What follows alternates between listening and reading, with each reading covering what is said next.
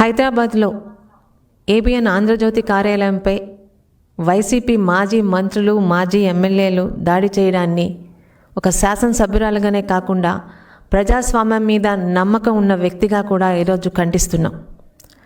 ఇది ఈరోజు ఏబిఎన్ మీద జరిగిన దాడి పత్రికా స్వాతంత్రం మీద, పత్రికా స్వేచ్ఛ మీద, అలాగే ప్రజాస్వామ్యం మీద జరిగిన దాడి. ఇందులో ఎటువంటి సందేహం లేదు. వాస్తవాలు వెలుగు తీసుకొచ్చే మీడియాల మీద, మీడియా సంస్థల మీద దాడి చేయడం అన్నది వైసీపీ నాయకులకి వెన్నతో పెట్టిన మిథ్య అన్నది చరిత్ర చెప్తూనే ఉంది.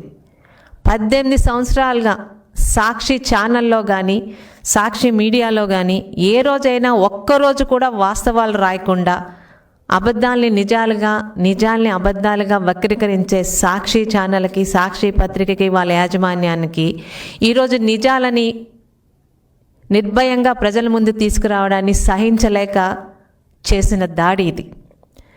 ముఖ్యంగా అబద్ధాలతో, అర్ధసత్యాలతో ప్రజల్ని తప్పుదోవ పట్టించేందుకు జగన్మోహన్ రెడ్డి గారు ప్రయత్నించిన విషయం వాస్తవం అన్న సంగతి రాష్ట్రంలో ప్రతి ఒక్కరికి కూడా అర్థమవుతుంది.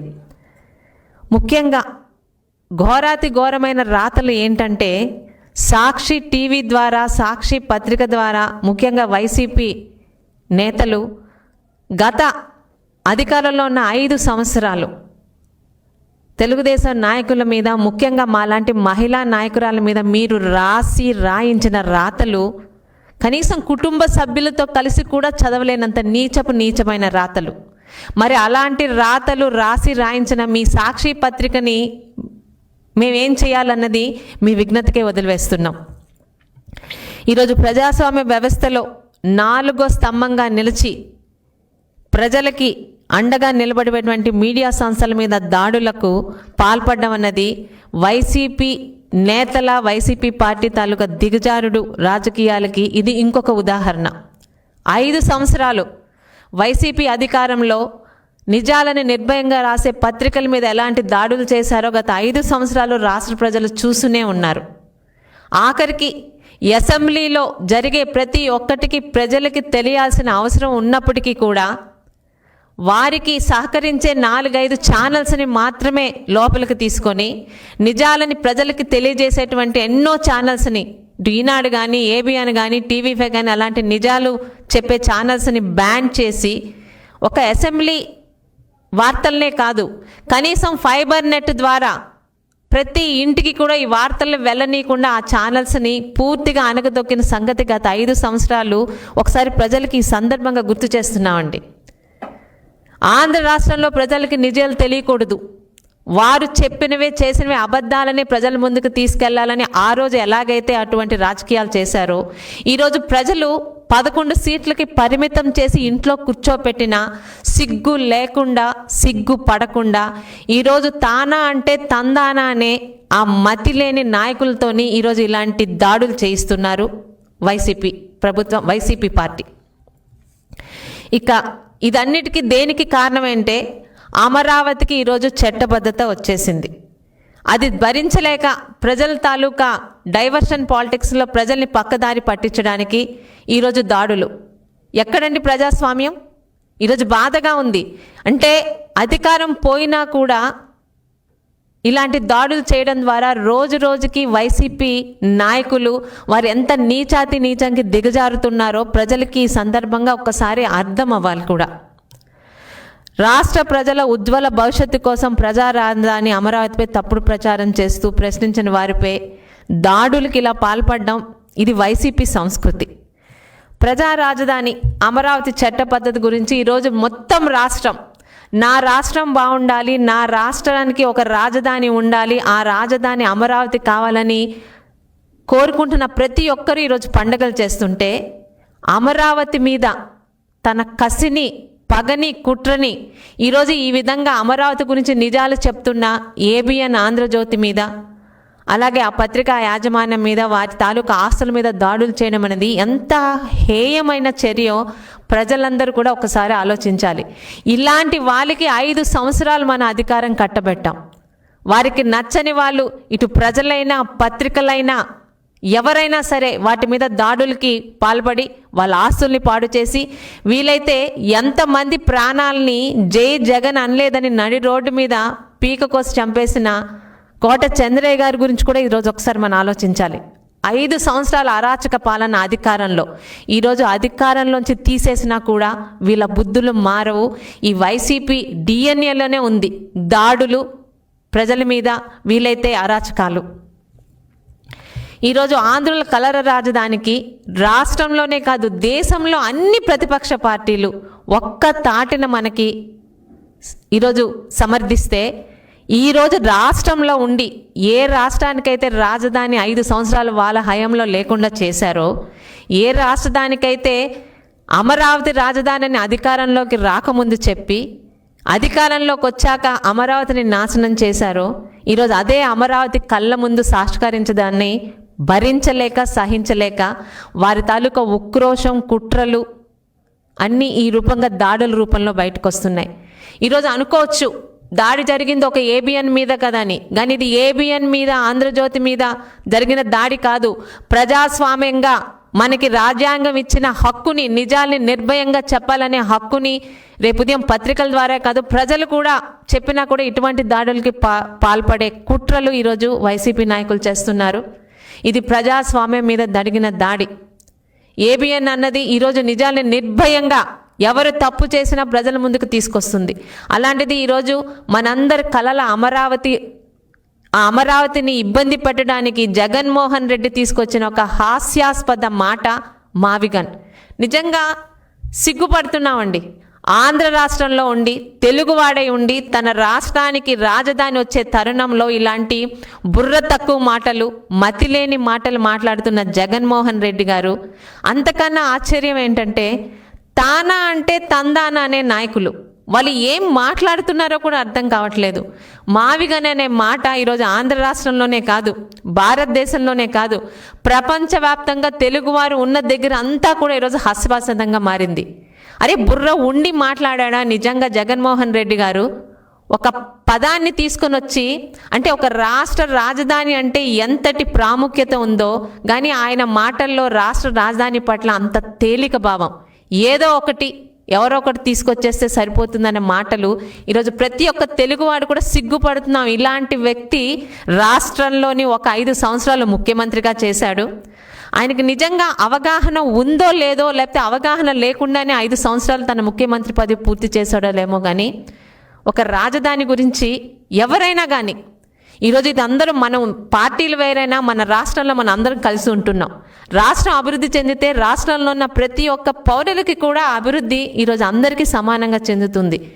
ఏ పార్టీలైనా సిద్ధాంతాలు వేరు కావచ్చు, కానీ ఈరోజు మనం ఉన్న తెలుగు రాష్ట్రానికి దేశ స్థాయిలో అమరావతికి లభించిన మద్దతు ఈరోజు అందరం సంతోషిస్తుంటే, వాటి గురించి నిజాలు నిర్భయంగా రాసిన ఆంధ్రజ్యోతి మీద జరిగిన, ఏబిఎన్ మీద జరిగిన దాడి మాత్రం జగన్మోహన్ రెడ్డి కుట్రలకు, ఆయనకి ఎలాగో మతి లేదు, ఆయన చెప్పిన ప్రతి మాటని పట్టుకొని ఈరోజు వాళ్ళ స్థాయిని దిగజార్చుకుంటున్న వైసీపీ నాయకులకు కూడా మతి లేదని పూర్తిగా అర్థమైంది. ఏదేమైనప్పటికీ ఈరోజు అదొక పత్రిక మీద, ఒక మీడియా మీద జరిగిన దాడి కాదు.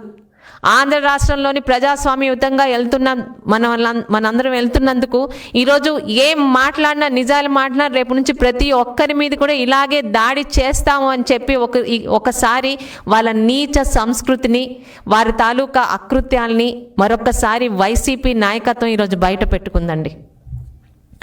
అలాగే ఇక వైసీపీ పార్టీకి, సాక్షికి అసలు మహిళా గౌరవం గురించి మాట్లాడడానికి, ముఖ్యంగా వైసీపీ పార్టీలో ఉన్న మహిళలు ఎలా మాట్లాడుతున్నారో అర్థం కావట్లేదు.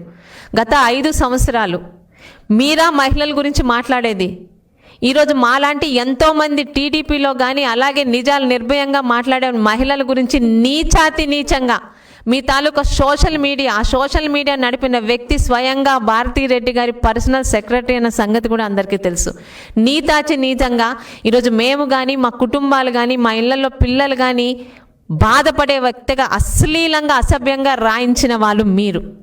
ఇదే అసెంబ్లీ సాక్షిగా ఈరోజు ముఖ్యమంత్రి సతీమణిగా ఉన్న, ఆ రోజు 3 సార్లు అప్పటికి ముఖ్యమంత్రిగా చేసిన చంద్రబాబు నాయుడు గారి సతీమణి గురించి మేమందరం గౌరవంగా తల్లిగా భావించే భువనేశ్వర్ గారి గురించి మీరు మాట్లాడిన మాటలు, రాయించిన రాతలు చూశాక నిజంగా మీ పార్టీలో మహిళలు ఉన్నారా అని అనిపిస్తుంది. ఎలాంటి రాతలు రాయించారు?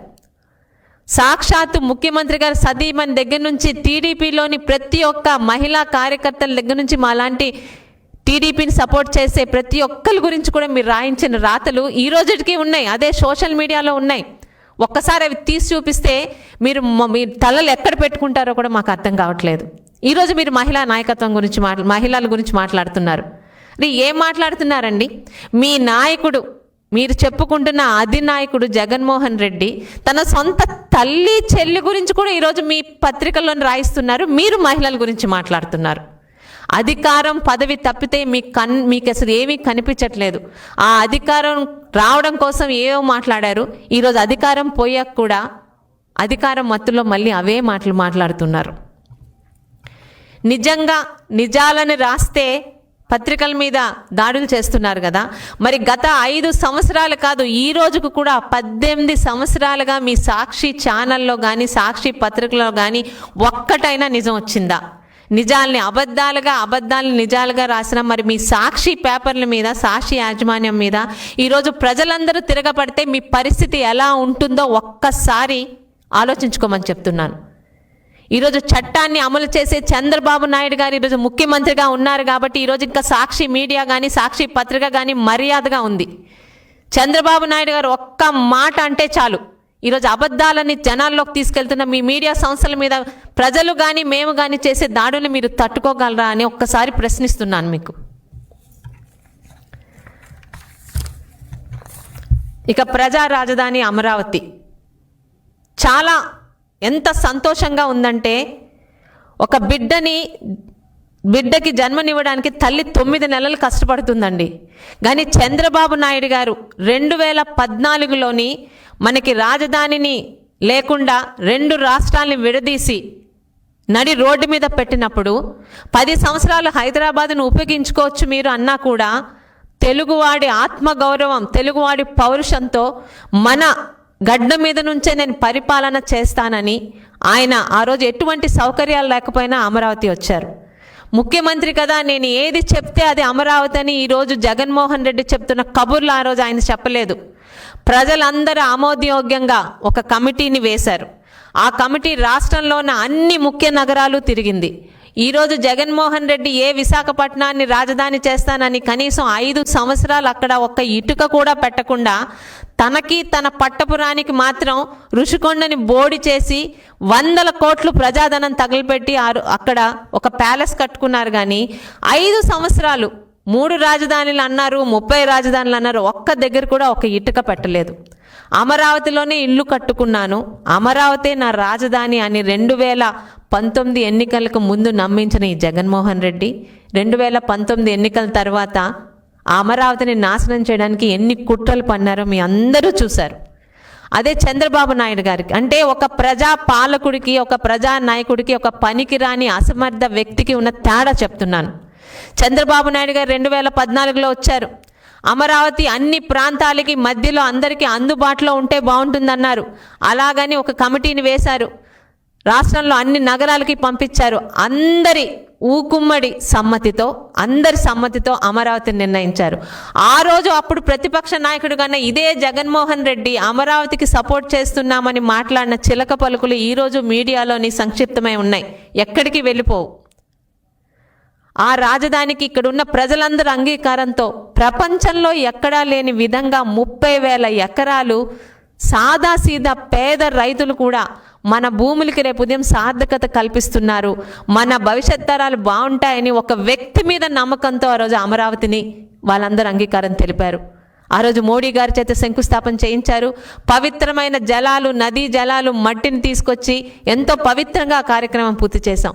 ఆ 5 సంవత్సరాల్లో ఇబ్బంది పడకుండా ఇదే చంద్రబాబు నాయుడు గారి హయాంలో తాత్కాలికంగా ఈరోజు ఇక్కడ అసెంబ్లీ కానీ, సచివాలయం కానీ, అలాగే అన్ని ముఖ్యమైన కార్యాలయాలను కూడా అప్పచెప్పాం.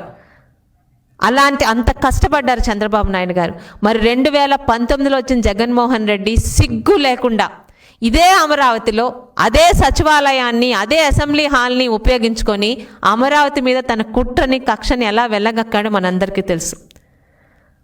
మహిళా రైతుల మీద, బాలింతల మీద కడుపుతో తన్నించిన జగన్మోహన్ రెడ్డి తాలూకా అకృత్యాలు ఇంకా మర్చిపోలేకపోతున్నాం. ఈరోజు చంద్రబాబు నాయుడు గారు మళ్ళీ ప్రజలందరూ ఆమోదంతో 2024లోని కూటమి తరపున ఈరోజు ముఖ్యమంత్రిగా ఎన్నుకోబడ్డారు. ఇచ్చిన మాట మీద 12 సంవత్సరాలు పట్టింది ఈరోజు ఆయన తీసుకొచ్చిన అమరావతికి చట్టబద్ధత రావడానికి. మాట నుంచి వెనుకడుగు వేయలేదు. అంటే ఒక నాయకుడు ప్రజలందరికీ ఇచ్చిన మాటని ఆయన 2014-19 మధ్యలో ఎలా నిలబెట్టుకున్నారో, 19 నుంచి 24 మధ్య అమరావతి మీద ఎన్ని దాడులు కుట్రలు చేసినా కూడా ఒక ప్రతిపక్ష నాయకుడిగా తన మీద నమ్మకం పెట్టుకొని భూములు ఇచ్చిన అమరావతి రైతులకి, వారి కుటుంబాలకి, ఆ కుటుంబంలో ఉన్న మహిళలకి ఒక తండ్రిలాగా అన్నలాగా ఎలాగ అండగా నిల్చున్నారో మనందరం కళ్ళతో చూసాం. ఈరోజు ముఖ్యమంత్రిగా ఆయన 4వ ముఖ్యమంత్రిగా అయిన 2 సంవత్సరాల లోపల ఏదైతే డబుల్ ఇంజన్ సర్కారుగా మనకి అండగా నిలుస్తున్న బీజేపీ పెద్దల్ని ఎలా ఒప్పించారో 2 సంవత్సరాల లోపల అమరావతికి ఇటు లోక్సభలో అటు రాజ్యసభలో మనందరికీ ఒక్క వైసీపీ నీచమైన నాయకులు తప్పితే అన్ని పార్టీలు, దేశంలో ఉన్న అన్ని ప్రతిపక్ష పార్టీలు కూడా ఊకుమ్మడిగా అమరావతికి ఈరోజు జై కొట్టాయి. ఈరోజు రాష్ట్రపతి గారి బిల్ పాస్ చేసి ఇక భవిష్యత్తులో జగన్మోహన్ రెడ్డి లాంటి ఒక వ్యక్తి రాకూడదు, అయినా కూడా ఎవ్వరూ కదపలేని విధంగా మనం ఉన్నా లేకపోయినా తరతరాలుగా అమరావతి ఉండాలని ఎవ్వరు కదపలేని విధంగా ఈరోజు అమరావతికి చట్టబద్ధత కల్పించిన వ్యక్తి చంద్రబాబు నాయుడు గారు. నిజంగా హ్యాట్స్ ఆఫ్ అండి. ఇచ్చిన మాట మీద నిలిచిన ముఖ్యమంత్రిగా, అమరావతి రైతుల త్యాగాలు ఎక్కడా వృధా పోవన్న మాట ఇచ్చిన ముఖ్యమంత్రిగా ఈరోజు అమరావతికి పూర్తి చట్టబద్ధత కలిగించి విదేశాల్లో ప్రపంచంలో ఉన్న ప్రతి తెలుగువాడు కూడా గర్వంగా ఎస్ మా రాజధాని వచ్చింది, మా భవిష్యత్ తరాలకు అనుకూలంగా చంద్రబాబు నాయుడు గారు లాంటి ఒక విజనరీ ముఖ్యమంత్రి గారి సారథ్యంలోని భవిష్యత్తులోని 2028 కల్లా అన్ని రకాలుగా రాజధాని తయారు చేసుకుంటా ఉన్న నమ్మకం ఈరోజు చంద్రబాబు నాయుడు గారు కలిగించారు. రాష్ట్రం అంతటా ఈ సంతోషంలో పండుగ చేసుకుంటుంటే డైవర్షన్ రాజకీయాలు, జగన్మోహన్ రెడ్డికి ఇది వెన్నతో పెట్టిన విద్య. ఆయన ముఖ్యమంత్రిగా ఉన్నప్పుడు కూడా 3 రాజధానులు అన్న మాట నుంచి ప్రజల్ని డైవర్ట్ చేయడానికి మన 3 ప్రాంతాలు, ఇటు ఉత్తరాంధ్ర, అటు రాయలసీమ, ఇటు కోస్తాంధ్ర మధ్య మనకు గొడవ పెట్టడానికి ఎన్ని డైవర్షన్ రాజకీయాలు చేశారో తెలుసు. ప్రాంతాల మధ్య గొడవలు, కులాల మధ్య గొడవలు, మతాల మధ్య గొడవలు, ఆఖరికి దేవుళ్ళ మీద కూడా దాడులు చేయించి 5 సంవత్సరాలు రాజధాని అన్న మాటని ప్రజలు మర్చిపోయేలా చేసి మేము శుభ్రంగా ఉంటే చాలు, క్షేమంగా ఉంటే చాలు అన్న స్థాయికి తీసుకెళ్లిన ఆనాటి దిగజారుడు మాజీ ముఖ్యమంత్రి జగన్మోహన్ రెడ్డి గారైతే ఇచ్చిన మాట మీద నిల్చొని ప్రతి ఒక్కటి అభివృద్ధి సంక్షేమాలని 2 కళ్ళగా చూసుకుంటూ ఇచ్చిన హామీలను ప్రజలకు నెరవేరుస్తూ ఒక పక్క అమరావతి రాజధానిని చట్టబద్ధత చేసి ఈరోజు 2 సంవత్సరాల్లోనే చంద్రబాబు నాయుడు గారి మీద నమ్మకంతో, ఆయన విజనరీ మీద నమ్మకంతో రాష్ట్రానికి వస్తున్న పెట్టుబడులు కానీ పారిశ్రామికంగా వస్తున్న కంపెనీలను కానీ ఇక్కడ కూడా ఒక్కసారి ప్రజలు గమనించుకోవాలి. 5 సంవత్సరాలు ఎప్పుడు రాలేదే. జగన్మోహన్ రెడ్డి భయంతో ఉన్న కంపెనీలు కూడా ఇక్కడ నుంచి వెళ్ళిపోయాయి. రాయలసీమలో ఉన్న అమర్ రాజా బ్యాటరీస్ లాంటి కంపెనీలని పక్క రాష్ట్రాలకు పంపించి ఇక్కడున్న యువతకి కనీసం 9 నుంచి 10,000 ఉద్యోగాలు లేకుండా చేశారు. ఈరోజు చంద్రబాబు నాయుడు గారు ఒక పసి బిడ్డని ఎలా అయితే కాపాడుతూ వచ్చారో అమరావతిని కాపాడుకుని వచ్చారు, చట్టబద్ధత కల్పించారు. ఈరోజు ఇంకా మన అమరావతికి తిరుగులేదు. ఆయన లాంటి విజనరీ నాయకత్వంలోని అత్యద్భుతంగా నగరంగా, ప్రపంచంలో ఏ నగరానికి తీసిపోని విధంగా, భవిష్యత్ తరాల అన్ని అవసరాలకి సరిపోయే విధంగా ఒక భూమి మీద అమరావతి ఈరోజు మన రాష్ట్రానికి రాజధాని అవ్వబోతుంది. మరి ఈ కారణంగా ప్రజలందరూ ఎక్కడ చంద్రబాబు నాయుడు గారి దార్శనికతకి వాళ్ళు ఎక్కడ ప్రజలందరూ కూడా మరిచిపోతారో, ఆయనకి పట్టం కడతారో మరొక్కసారి అనే భయంతో ఈరోజు అమరావతి మీద ఉన్న ఉక్రోషాన్ని ఈరోజు మీడియా సంస్థల మీద దాడులుగా జగన్మోహన్ రెడ్డి గారు పంపిస్తున్నారు. ఈరోజు ఆయన చెప్పినట్టు చేస్తున్న ఆ వైసీపీ నాయకులు కూడా ఒక మాట, మీకు నిజంగా సిగ్గు బుద్ధి ఉంటే రేపు నుంచి అమరావతిలో తిరగలరా? ఒక పక్క అమరావతి శ్మశానమని గతంలో మాట్లాడిన పెద్ద నాయకులు 5 సంవత్సరాలు ఇదే అమరావతిలో మీరు ప్రజా రాజకీయాలు చేశారు. మళ్ళీ ఇదే అమరావతి ఈరోజు మీ అవసరం లేకుండా కూడా చట్టబద్ధతతో ముందుకొస్తే దాని మీద ఈరోజు కుట్రలు చేస్తున్నారు. మిమ్మల్ని అయితే ప్రజలు క్షమించరు. మీ నాయకుడికి బుర్రా బుద్ధి లేదని ఆయన చెప్పిన మావిగన్ అనే పదవితోని ఉన్న గౌరవం ఆయన మీద ఉన్న కనీసం ఉన్నది కూడా ఈరోజు ప్రజల్లో పూర్తిగా తుడిచిపెట్టుకుపోయింది. చిన్న పిల్లలు మాట్లాడుతున్నారండి. ఆ మావిగా నన్ను పదవి తీసుకొని ఈరోజు 5వ క్లాసు 4వ క్లాస్ పిల్లలు కూడా నవ్వుకుంటున్నారు. ఇలాంటి వ్యక్తిన 5 సంవత్సరాలు మనం ముఖ్యమంత్రి స్థానంలో గతంలో ఉంచాము అని. వీటన్నిటిని డైవర్షన్ చేయడానికి ఈరోజు ఆంధ్రజ్యోతి మీద మీ దాడి. అయితే ఆయన చెప్పింది తానా తందానని చేసి మిమ్మల్ని కూడా ఒక ప్రశ్న వేస్తున్నాను. ప్రజల్లో రేపు మీరు రాగలరా? ఏ మొహం పెట్టుకొని రేపు ఉదయం ఏ ఎజెండాతో మీరు ఎన్నికల్లోకి వెళ్తారు? రాష్ట్రానికి రాజధాని అవసరం లేదంట. 5 సంవత్సరాలు ఒక ముఖ్యమంత్రిగా చేసిన వ్యక్తి రాష్ట్రాలకి రాజధాని అవసరం లేదన్న మాటతోనే అర్థమైందండి జగన్మోహన్ రెడ్డి గారి మతి స్థిమితం సరిగ్గా ఉందా లేదా అన్నది. ఈరోజు ఆయన లాంటి మాటలు పట్టుకొని మీకున్న ఆపాటి గౌరవాన్ని కూడా ఈరోజు 11 సీట్లకి కనీసం మీకు ఓట్లేసి 11 ఎమ్మెల్యే సీట్లు 4 ఎంపీ సీట్లు మీకు గెలిపించారు. రేపు ఉదయం అది కూడా వేయనీయకుండా మీ స్థాయిని మీరే దిగజార్చుకుంటున్నారని వైసీపీ నేతలకి ఈరోజు మీరు చేసిన పనికి సిగ్గుపడుతూ మీలాంటి వాళ్ళని 5 సంవత్సరాలు అధికారంలో ఉంచిన ప్రజలందరూ కూడా మీరు బాగా ఈరోజు మీరంటే ఏంటో తెలిసేలా చేస్తున్నారండి. ఈరోజు జరిగిన దాడి మాత్రం ప్రజాస్వామ్యం మీద జరిగిన దాడి. ఇలాంటివి మరలా నివృత్తి కాకుండా మరలా పునరావృతం కాకుండా చంద్రబాబు నాయుడు గారు ముఖ్యమంత్రిగా వీటి మీద చర్యలు తీసుకోవాలని కోరుకుంటున్నాను.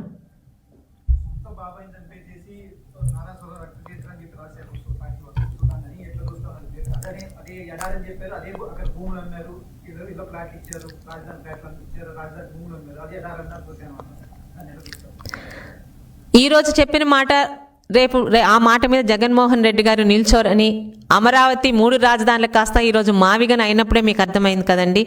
సాక్షిలోని ఏ రోజు నిజాలు రాయలు, అబద్ధాలని నిజాలుగా, నిజాలని అబద్ధాలుగా. ముఖ్యంగా 2014 ఎన్నికలకు ముందు 2019 ఎన్నికలకు ముందు గొడ్డలిపోటుని గుండెపోటుగా చెప్పిన సాక్షి మళ్ళీ అది గొడ్డలిపోటని, అది చంద్రబాబు నాయుడు గారైనా చేసిన ఇదే జగన్మోహన్ రెడ్డి గారు 5 సంవత్సరాలు అధికారంలో ఉంటే కనీసం చంద్రబాబు నాయుడు గారి మీద ఒక్క కేసు కూడా పెట్టలేని విధం. ఎందుకంటే చెప్పింది అబద్ధం కాబట్టి. తన సొంత బాబాయిని చంపింది తన కుటుంబ సభ్యులే అని ప్రజలందరికీ తెలిసినా కూడా అదే ఎంపీని అరెస్ట్ చేయడానికి కేంద్రం నుంచి సిబిఐ సంస్థ వస్తే ఇక్కడ లోకల్ పోలీసుల చేత ఆపిన అదే జగన్మోహన్ రెడ్డి ఈరోజు తను ఏం మాట్లాడుతున్నాడో ఏం చేస్తున్నాడో పొంతన లేకుండా మాట్లాడుతున్నాడు. ప్రజలందరికీ రోజు రోజుకి ఆయన మానసిక పరిస్థితి అర్థమైపోతుంది.